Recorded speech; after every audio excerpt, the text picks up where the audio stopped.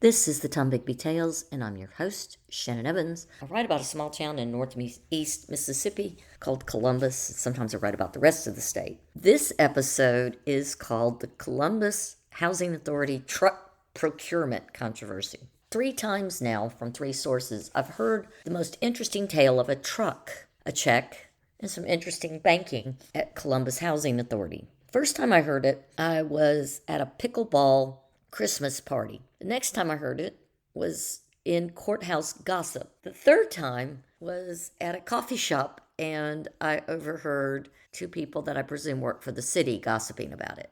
Now, here's what I can gather. All of this is speculation, but this is what I know. A truck needed replacing at Columbus Housing. Said truck was to be purchased was in either North Carolina, South Carolina, or Virginia. Each version I've heard, the truck was in a different state. But the story itself stays the same with the exception of truck location. The truck allegedly was for sale at a Columbus housing board member or executive director, brother, sister car dealership. And according to this, they said they could get the group a sweet deal on a truck.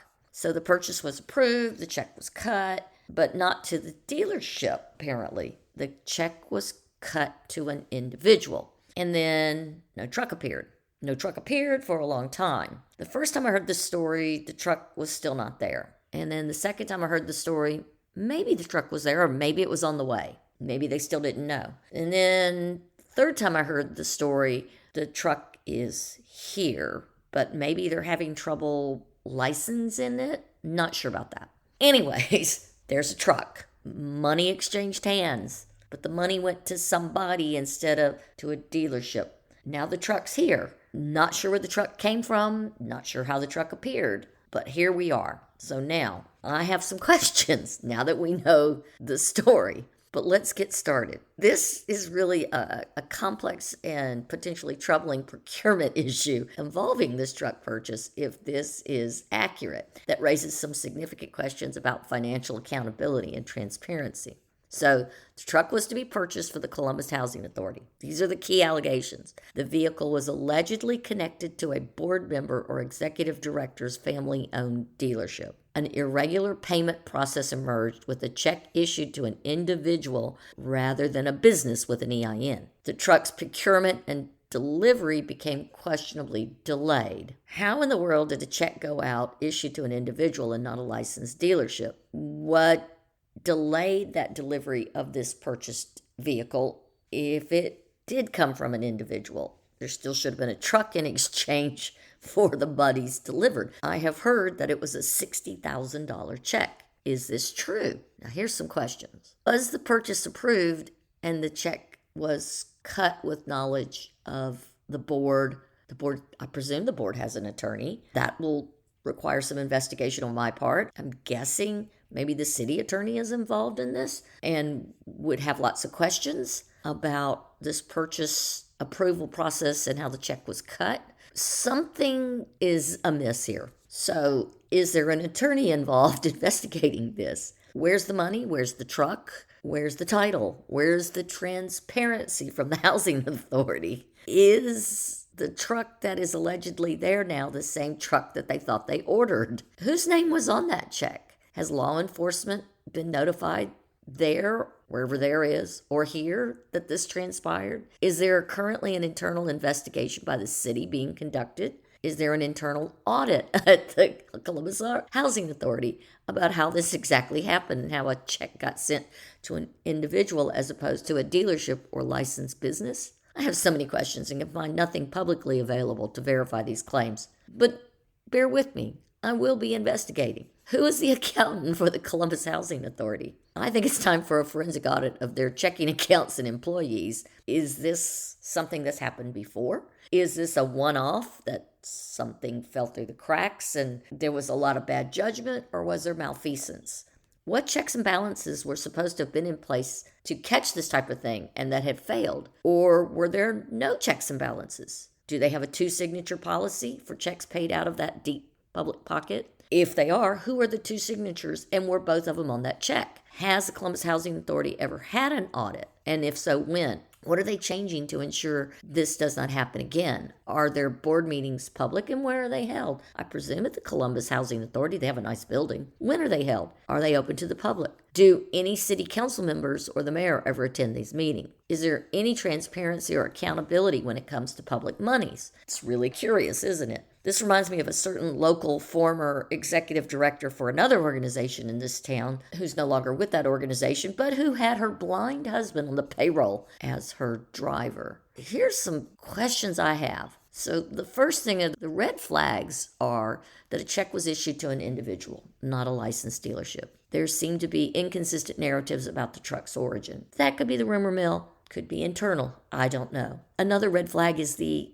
delayed delivery of said purchased vehicle. There are some really significant potential systemic issues in this tale. The Columbus Housing Authority, if this all transpired, there seems to be a lack of transparent financial controls. And of course, the possible breach of procurement protocols that are usually in place in any government agency. And then I question if there is an internal audit mechanism or if the one they have has failed. So here are some critical questions that I raise. Does the Columbus Housing Authority have a proper two-signature check policy? Do they have regular external financial audits? And is there a transparent process at Columbus Housing Authority? And that leads me to some accountability questions. This is really a significant issue because there's potential for misuse of public funds that have been revealed or are being talked about in the community, and a possible need for forensic financial investigation. And clearly, if this has transpired, there's a lack of clear communication about their own internal procurement process. Now, I then look at the ethical considerations, and those ethical issues like potential conflict of interest with family-connected dealership. We don't buy from family, folks. Come on. There seems to be a breakdown of standard procurement procedures and a lack of public accountability.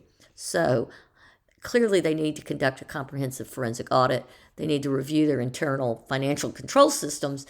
They need to ensure transparent public reporting of their meetings and their internal workings.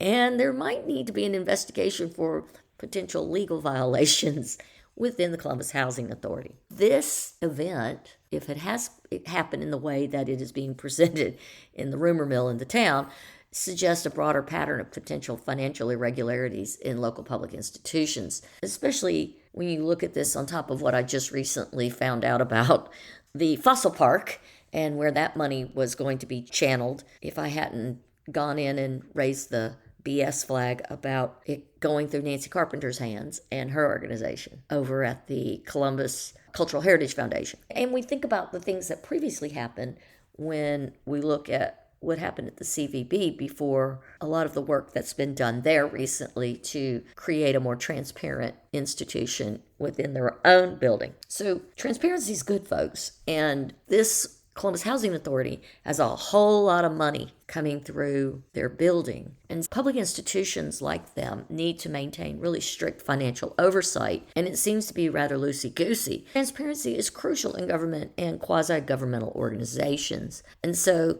things like procurement processes require really rigorous checks and balances. The Columbus Housing Authority is a critical public service organization responsible for managing affordable housing and community development. And this is a besmirch on who they are and their procurement processes, if this is indeed accurate. I hope that this investigation by myself and hopefully internally by themselves and an external independent investigation will look into the details of this truck purchase and expose potential systemic vulnerabilities in their public sector financial management. I'm not really sure where this goes from here. These are always some of the challenges of governance, but it's really interesting that this particular organization should have an advanced forensic financial investigation because it's not clear where this money went, where it is now, and how this has all been resolved. official verification and further comprehensive investigation are absolutely essential in this incident. We need some transformative outcomes after this. We need some institutional government redesign, I would guess, maybe some enhanced public sector accountability in this town, and we need a sustainable ethical infrastructure adopted by every public organization that has to do with this city. I want to thank you for coming to my podcast. This is the Tombigbee Tales. Until next time.